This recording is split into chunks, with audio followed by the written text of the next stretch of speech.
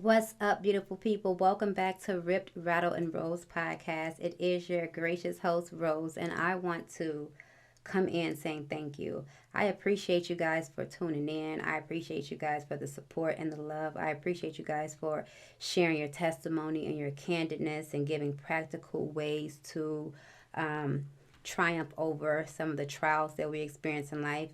I appreciate it. I encourage you guys to keep doing it because as I always say, sometimes somebody else's breakthrough is directly related to your testimony. And sometimes I feel like we do a disservice to the world by not speaking, because if my voice can allow someone else freedom, then I have a responsibility to use my voice, to me anyway. So I encourage you guys to keep on doing it. I appreciate it and thank you. Today's episode is going to be about abuse.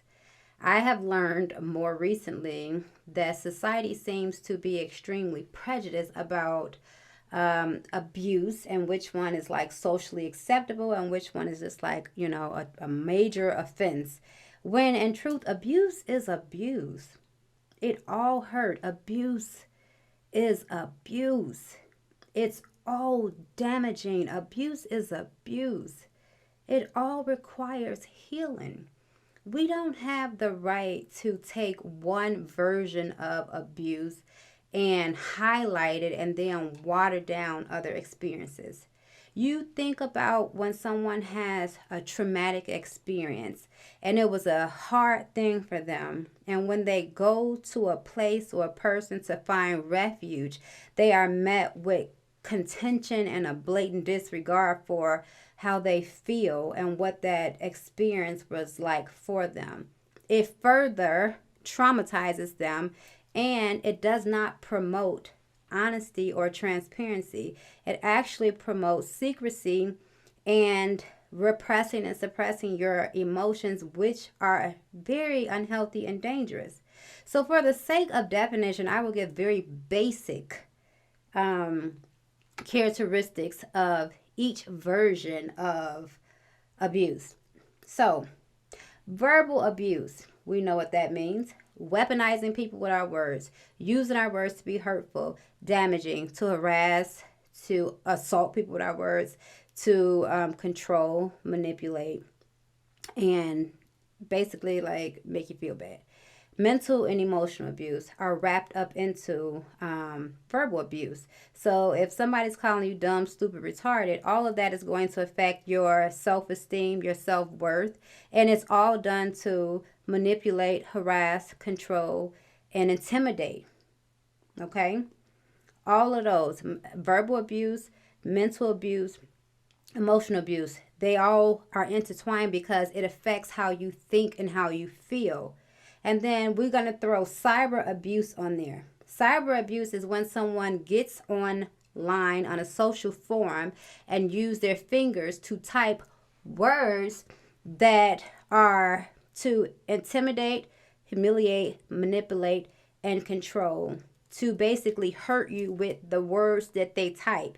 And that is in addition to revenge porn. And that's when someone posts a photo or video that was given in an intimate setting and they got upset and their little feelings hurt, and then they went and took it to a public forum.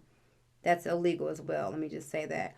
And then there is financial abuse, where you withhold resources that are necessary for whatever, to control, manipulate, harass, and, make, just what to basically control someone. And then you have sexual abuse. It is when someone has forced you to kiss, hug, they're groping, they're touching, they're doing things physically, and ultimately rape is when you're being forced to do sexual things after I've said no, and you are forcing yourself on me to do it. And then there's physical abuse. Physical abuse is when you take your hand or another object to implement pain or hurt another person. And it's also done to control, humiliate, and manipulate another person. So regardless of what adjective goes in front of abuse, it all is used to manipulate intimidate, and control. It all have lasting effects on it. It all requires time to heal. It all requires attention. And we have to be more mindful as a society to stop minimizing other people's trauma. Like, don't tell, like, we both can have the same situation. But because you see yours this way, you don't have, that don't give you the right to tell me how to think, how to feel, or how to act. My feelings are valid. Your feelings are valid.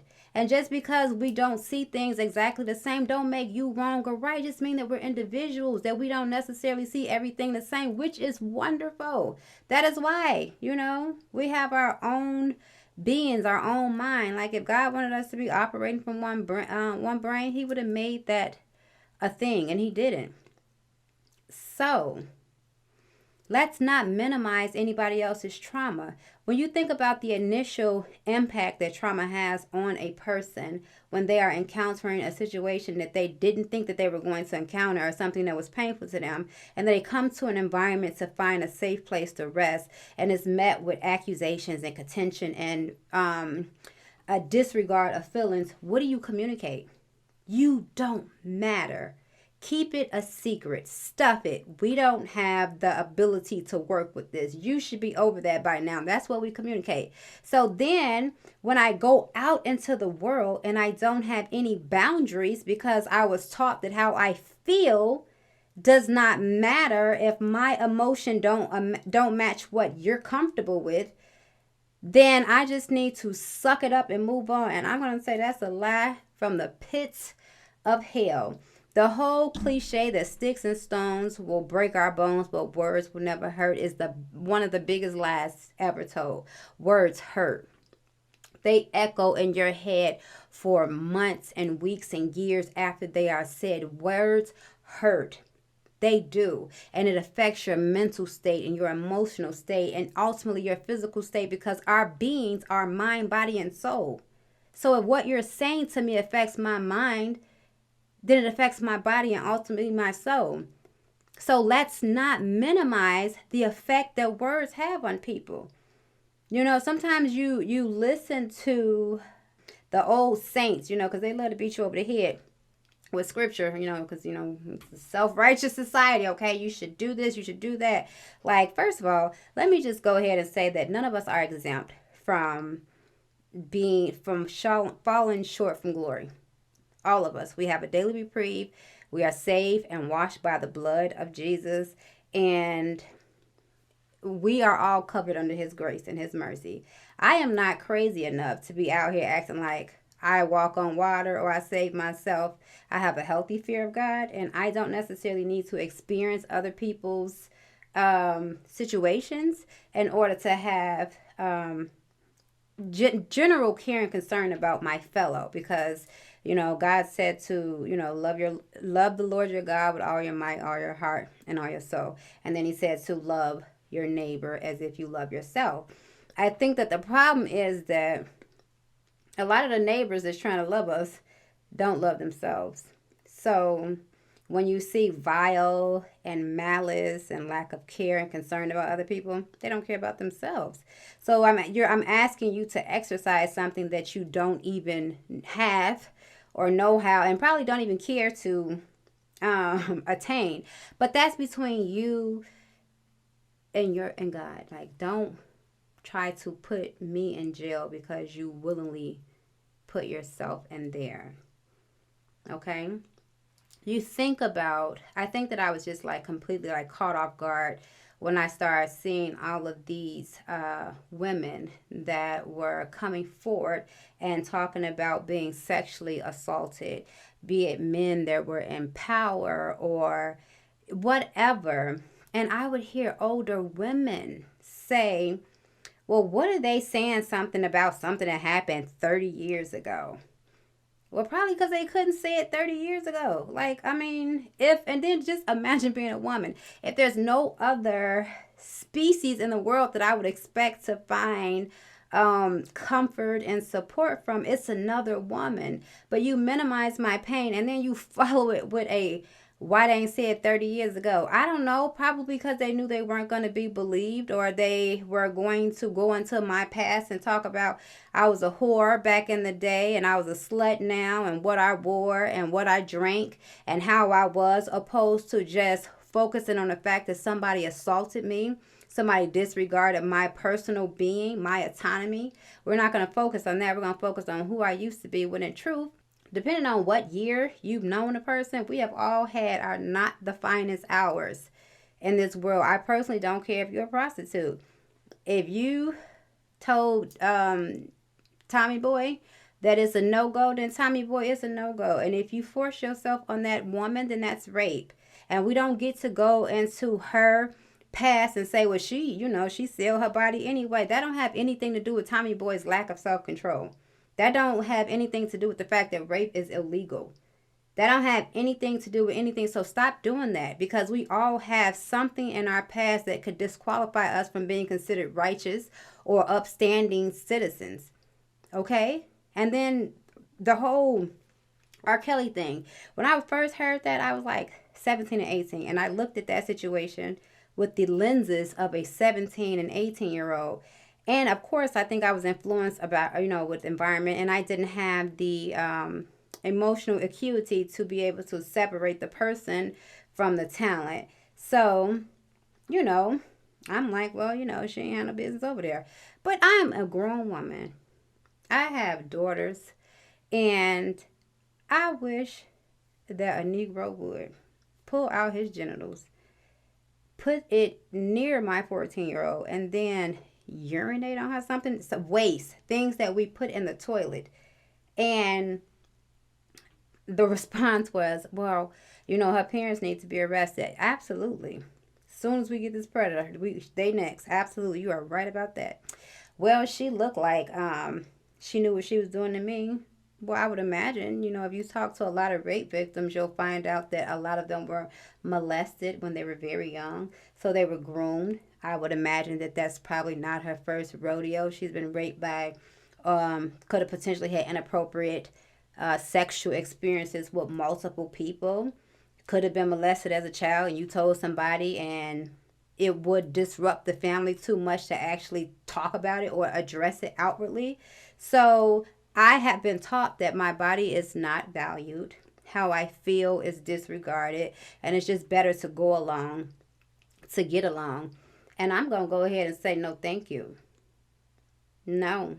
I don't care if you were molested and you feel like you got over it without talking about it. That is not everybody's story. And you cannot impose or project your methods of healing on people. We're individuals, and I need to do what serves my mind and my body and my spirit. It's literally that simple.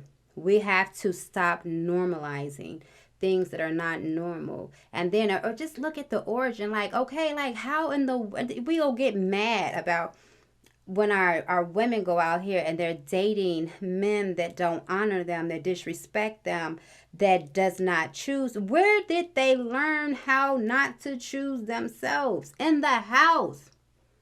That hurt my feelings. Go sit down. This happened. You being a victim.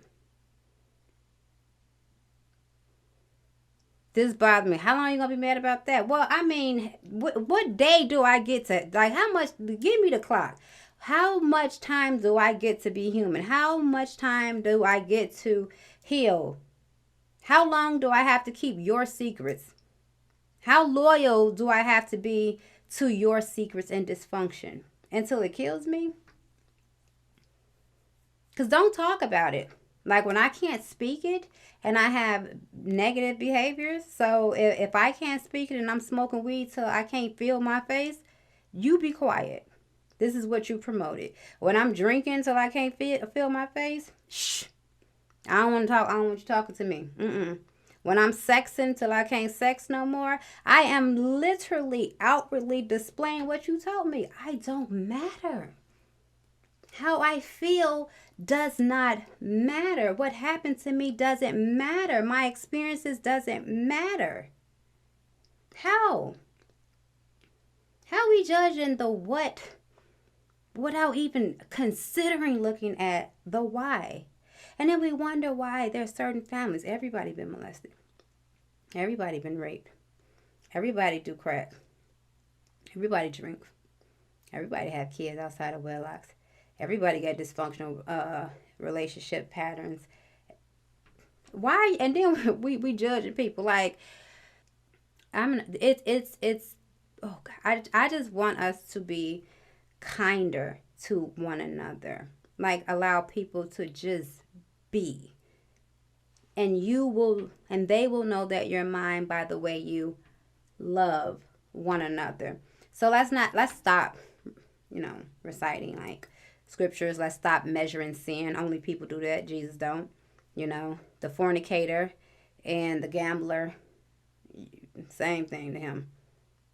The adulterer and the thief, same thing to him. Only religious people measure sin. That's not a God thing. So break up with that idea as well.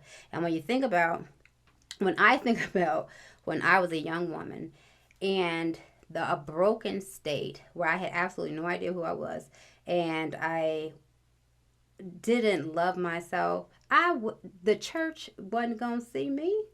My mind and their experience and how they acted displayed to me that I first have to get myself together. Then I would be ready and worthy of sitting in the pews with them. When in truth, you cannot get yourself together apart from the manufacturer, which is God. You got to seek God.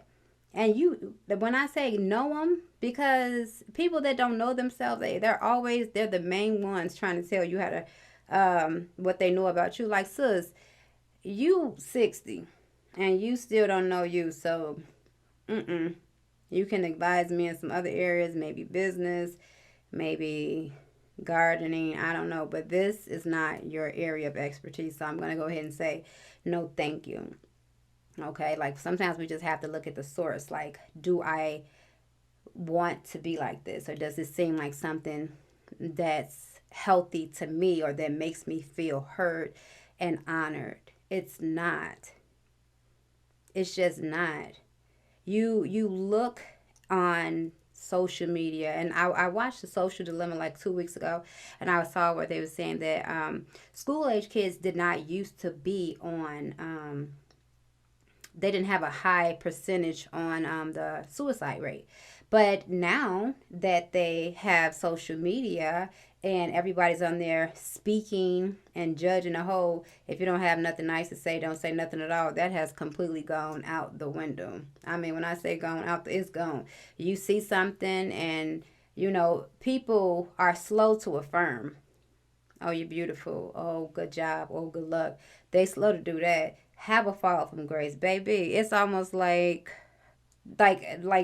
jungle animals, carnivores, when they smell blood, like here you come, you want to get a prick and you want to poke the wound and make me bleed out until I die. That's what you want to do, and you think that this is healthy? And stop telling people that what happened in this house stay in this house, because that's another lie. What happens in your house invades society, schools, workplaces, and the environment, and then other people's houses. So what happens in your house does not stay in your house. It's all over the place, and it requires other people to get healing and therapy. So stop saying that. Secrets make you sick, and some of us have to make a decision about what we're loyal to. Am I so loyal to you and the fact that you want to appear a certain kind of way than I am to the fact that I need to abandon what we used to do? What we did in the past, what we used to do, and try something new so that I can get a better outcome? Like, can we do that? I don't feel like children should feel like they have to hold their parents' secrets. And then sometimes if you talk to kids that were molested or raped and you ask them like, well, why didn't you say anything? Because they know that the adult's emotion can't handle this situation, that this was disrupt the family, that this would cause division, and they don't want to be responsible for the person that came in and shook the family up. So what do? They sacrifice how they feel. They sacrifice what they need to appease adults that are supposed to be the more emotionally mature people to help them. And this is generational. Like, this is generational. This is stuff that happens from like one generation to a next. Why are you talking about being raped? Because I'm tired of pretending like it didn't happen, because it's PTSD, because there's probably times where somebody I actually try to love is touching me and I cringe and I freeze up. Why do they have cyber bullying laws that you can go to jail for? Because words do hurt. Because just like physical abuse can lead to death because of a homicide, mental, emotional, verbal, and cyber abuse can also end up in death because of suicide and or homicide.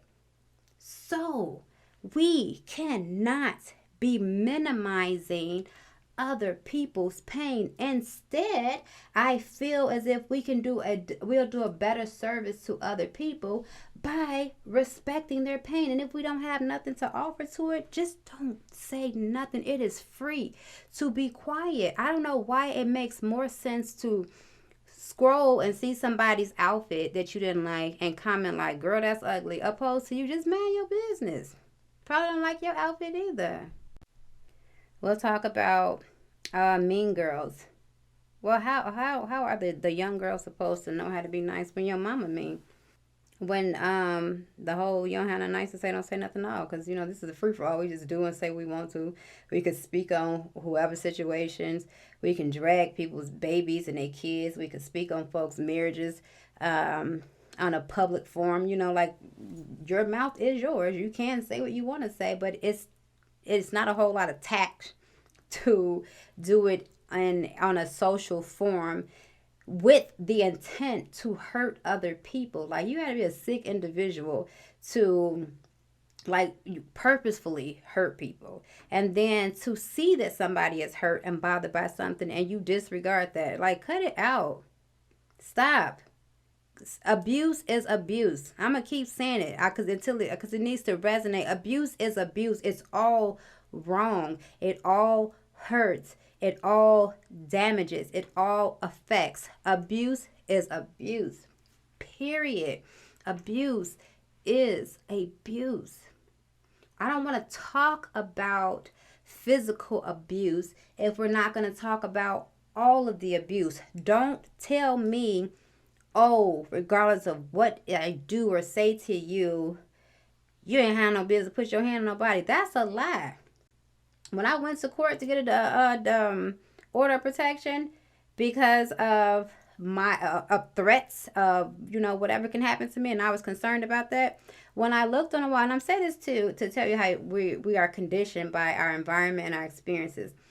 When you grow up in an environment that is not emotionally healthy, and there is verbal abuse, there is emotional abuse, there's name calling, whatever, you start to normalize that. Now you take that same kind of energy and you put that, you inflict that on somebody that had a more normal emotional experience growing up, for lack of a better word. And when you call that person out their name, they're not going to receive it the same as when you call somebody that has normalized calling one another out their names and talking about people like a dog. It's not the same. So don't expect for me to respond to you the same. We didn't come from the same place. I don't really want to be called out my name. I don't like it. And even if I was in an environment where I was called out my name, I don't wish to do that now. But I'm in there and I'm talking to the people to get this order of protection, get my paperwork together, and I'm looking on the walls and it says name calling, domestic abuse. Somebody calling your phone over and over after you told them you ain't want to be bothered, domestic abuse. Revenge porn, domestic abuse. Cyberbullying, domestic abuse. Withholding money, domestic abuse. I never in my life would have attached domestic abuse to all of those different things because I had become desensitized to a lot of it because it's just like what we do.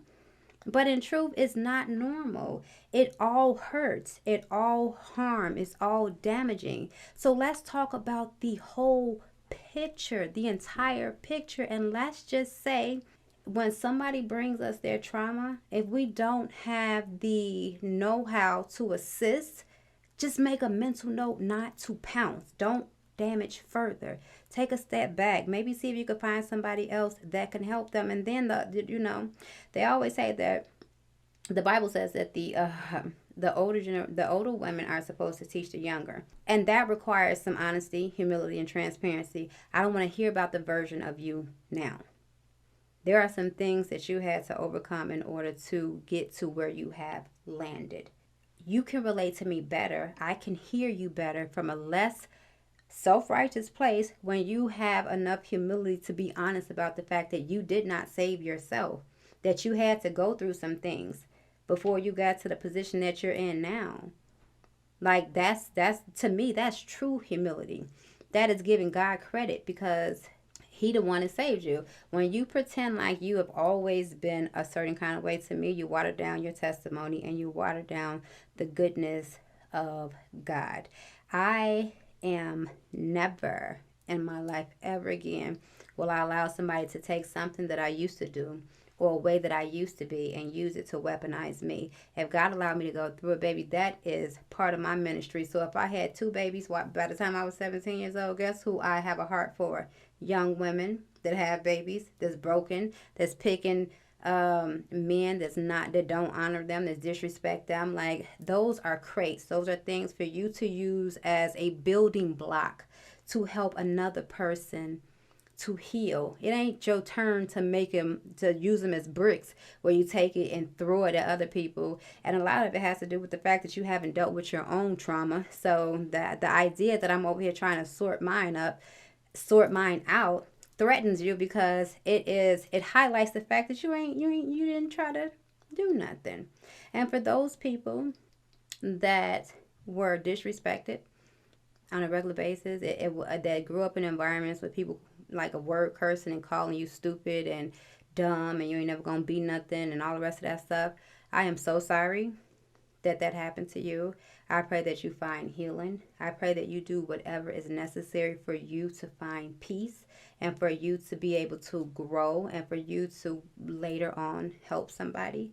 And for those of you who were violated sexually, be it molestation and or rape, and you were when you told somebody who you thought was going to help you, cover you, or protect you, if they disregarded your feelings, if they minimized the impact that situation had on you, I am so sorry that happened. You do deserve to be heard.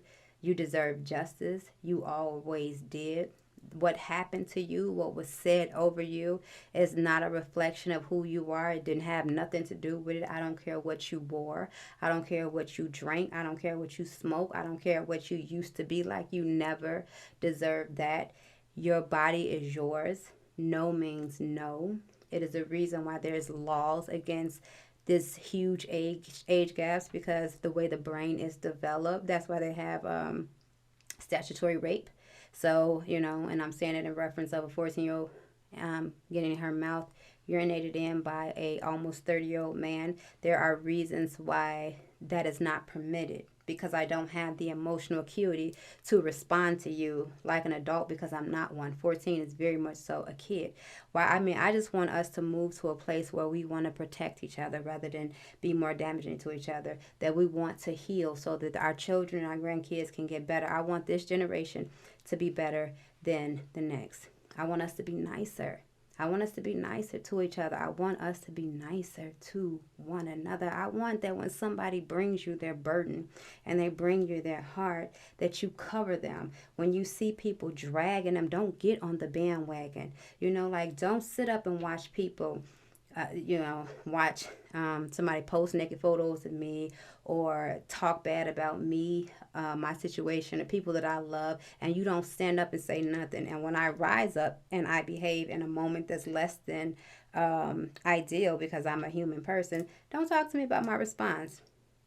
If you ain't have nothing to say with the things that led up to how I was treated and you saw it and you didn't take issue with that, don't you dare speak about my response, because we ain't going to talk about the what without talking about the why. And if you ain't ready to have the whole conversation, just leave the conversation alone. That's it.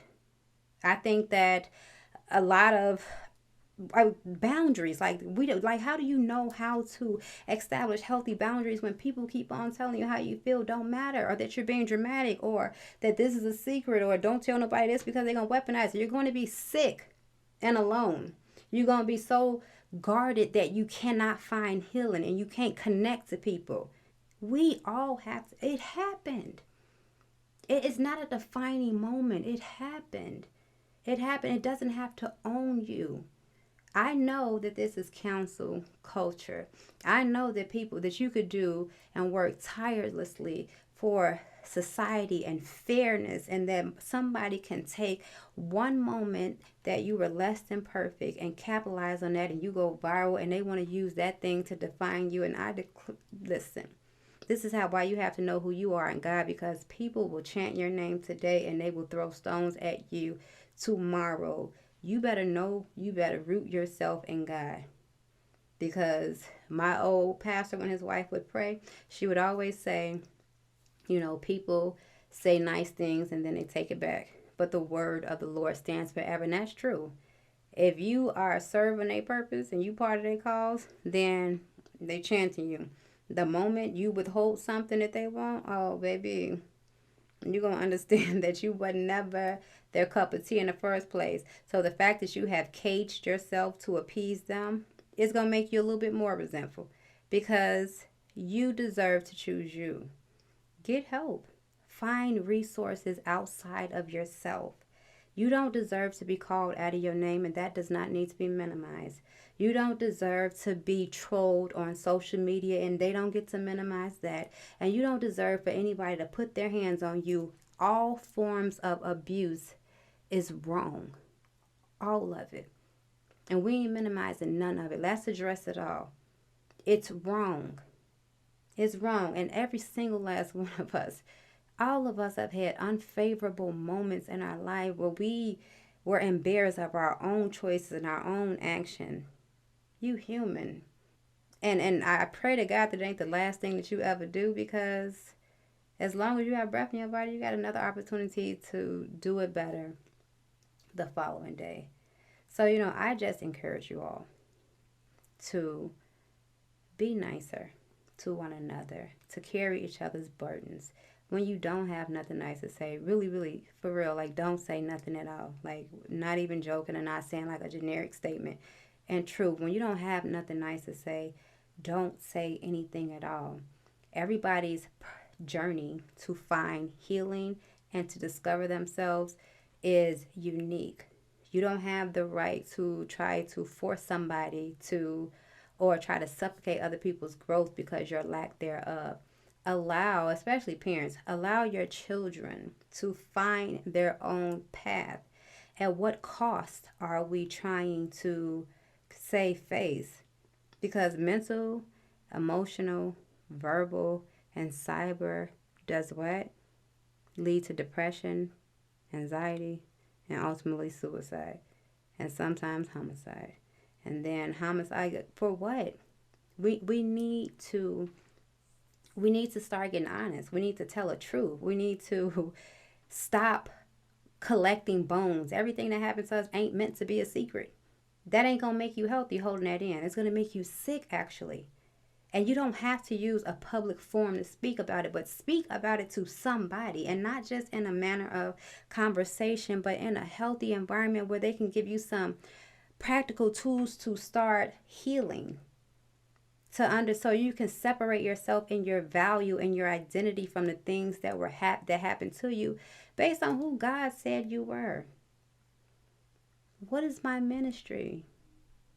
What am I called to do? What was my biggest hiccup? Like, what was the thing that plagued me? Like, what was the thing that was the most hard for me? That's probably where you're called to. So instead of allowing it to confine you, you open that up. You use it as weights. You get better. And that is a stepping stone. Baby, you ain't by yourself. You're not the first person who didn't feel like you were worthy. You're not the first person who didn't love themselves. You're not the first person that accepted things that was less than you. You're not the first person that had somebody to force themselves on you. But it ain't had nothing to do with your value. It ain't had nothing to do with who you are as a person. It don't have nothing to do with your beautiful heart. It don't have nothing to do with the fact that your heart has been broken for a very long time and you're not able to speak it and you feel suffocated. I know what that's like. I know what that's like. And I'm saying that I pray that you find healing, that you get bold enough, or it gets to be so uncomfortable that you refuse to sit with that any longer. There's somebody out here that needs you to get free so you can help them get free. And we only get free when we stop lying, fronting, saving face, being self-righteous. I mean, I hate to break it to the saints, but a sin is a sin. Wrong is wrong. Right is right. Words hurt. Abuse is illegal. All of it. It's all damaging. It's all painful. It all hurt. All of it. And if we ever want to see a change in society and a change in our families and a change in how we move, then we're going to have to change how we address things. We're going to have to change how we receive other people's brokenness and their trauma. Stop telling people how to heal, especially when you never have. Because what I realize is the most judgmental people have the most secrets. They don't tell anybody nothing. And they can't because they're afraid that you're going to respond to them like they respond to you. They're going to take your business and they're going to talk about it to everybody except you. They're going to add to it and they're going to take away from it. And that's why they don't tell their own business. But I declare and I decree, baby, you find freedom. If that's how they moving, fine. If that don't work for you, don't do that. Don't do that. You don't get healed by telling other people business. I mean, it's probably it's a short gratification. And in the process of you dragging other people out here, delaying your own breakthrough, your own healing, because you all on left field. This whole idea that, I'm not teaching my daughter that she is responsible for another individual's lack of self-control, be it his mouth. If he ain't got no self-control over his tongue. If he don't have, if he don't have self-control over his hands, if he don't have, if he's trying to control you with money, if he don't have no control over his genitals, if he did not exercise control of what he put online, don't talk to me about what was inhumane. Oh, well, why did you strike him? Why did he strike me with his words? And I ain't saying tick for tack. I'm saying let's address all of it or don't address none of it. You don't have the right to tell me that words don't hurt. Yes, they do. This slap didn't hurt. Now, I ain't valid if I say that. I'm promoting violence if I say that. No, I'm being a person. I ain't Jesus. I could not get out on that on the water and start walking without drowning. That ain't my ministry. I wish it was, but it's not. So I also have to be understanding that other people have human moments. And the same measure that I use to judge somebody is going to be the same measure that's used for me. So sometimes when you know that people are emotionally unhealed, they are dangerous. I ain't gonna lie, they're very dangerous. You have to remove yourself. But do it in a manner that don't dishonor people. Do it in a manner that you save some room that if once God heal you and or the other person, if there's ever a chance of reconciliation, it's there because you didn't drag this person. Because I'm telling you, like unhealthy people, they will hurt you. They will talk about you. They will tell you business. They will dishonor you. They will disregard your boundaries. And then they will tell you how long you could be mad and how much of you that they should have access to. And if that's not dysfunctional, I don't know what is. So I'm saying, young woman, honor yourself. It ain't selfish to choose yourself. How you feel matters. And you don't wallow in self-pity. But you can't heal from something that you won't admit and you won't say. Jesus has literally done a great job at making all things new and forgiving us. But Jesus also gave us people around us to assist us on our journey. So my prayer is that we surround ourselves with people that can hear our humanity and don't disregard us completely as a person. That they can hear that I am in a process of healing. or that my behavior is a result of my trauma. And I'm not saying that trauma is a right to disrespect or disregard people. I'm not saying that at all. I'm just saying that trauma will go from generation to generation to generation until somebody else get brave enough to say, like, this has been going on long enough, and I don't wish this on me and or my children. So I want to end with saying that abuse is abuse. It all hurts. It's all damaging, and it's all wrong. It all requires healing.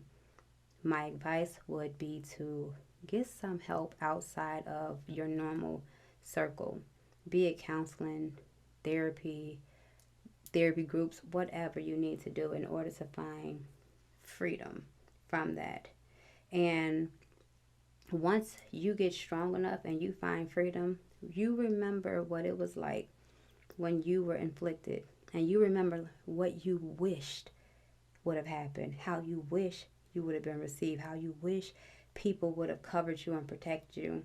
And you take that and you apply that to the next person so that we don't have to keep having these situations where people feel like they have to pretend in order to be righteous and accepted, and that we're all so guarded that we got all these secrets and nobody's being real and everybody got all these personas and stuff. It's exhausting. You dope enough to be you. Like, God would not have let you walk on this earth if he did not think that you were amazing. And if he think you're amazing, like, come on. You must be amazing because, he don't get it wrong. So, get help. Whatever kind of help that look like. That is not a destructive behavior. And when it's domestic and abusive, like as far as physical, verbal, the rest of that stuff, write it down. Take it to the police. I don't care how many times you have to report that. Keep doing it. You don't take your foot off the justice system neck, because a lot of times when we seek help, we are met with contraction. And the way that we're responded to, it displays that the person that was supposed to help us and protect us don't value us, our life, or how we feel. And sometimes when you keep being met with that, then you stop thinking that you matter. And that's what Satan wants you to do. You matter. You matter. You matter. This world needs you. You matter. You matter. You matter. And your healing is imperative, because somebody behind you need that. Somebody is in a snare like you, and they are waiting for you to get better so that they can get better, because that's how we get better. We don't heal ourselves. And as much as we like to act like we got it out the dirt, somebody went ahead of us. We get so angry, black people. We get so upset when like other races cannot understand the outrage that we feel with slavery or systemic racism or injustice. We do that to each other, though. They can't relate because it's not their story. When I'm telling you that verbal abuse and emotional abuse and cyber abuse hurt me, and you minimize it because it's not your story, what is the difference? There's no difference. Kindness. Don't have nothing to say. Don't say nothing. That's for free. Right? And then don't be so self-righteous that you're trying to muzzle other people. If you want to stay sick, stay sick. Don't come in here being contagious. No. Thank you. You're wonderful. In spite of some of the stuff that happened along the way, you're still wonderful. You're still valuable. World still needs you. It's still better because you're in it. And I don't want nobody to forget about that. And be nice. Be nice to people. You can see somebody, kid, don't have a face that you like, and you ain't got to respond to it. That's ignorant anyway. You can hear somebody's story and know that you only know 10% of what they've been through. So it's ignorant to speak on something that you have minimum information on and then perverse it with your own opinions. And y'all gonna have to learn the difference between opinions and facts. Like, how I feel is subjective. Nobody can tell me how I feel. Let's just take that in consideration. Try to do a better job of being kind to each other. And just remember that, we're all human and we all trying to get it together one day at a time. And that's really all that I have. So, again, I encourage you guys to keep on telling your truth, keep on giving your testimony, keep on, let's heal, let's get free, you know, let's change how we communicate with each other and stop going into our own private corners and suffering in silence, because it is dangerous. And just because we've not experienced somebody else's trauma, it does not make it invalid. So, you guys do me a favor, of course, like, rate this episode, share with me whatever you would like. And yeah, check me out on Apple and Spotify and Rip Rattle Rose on all social medias. I'm out.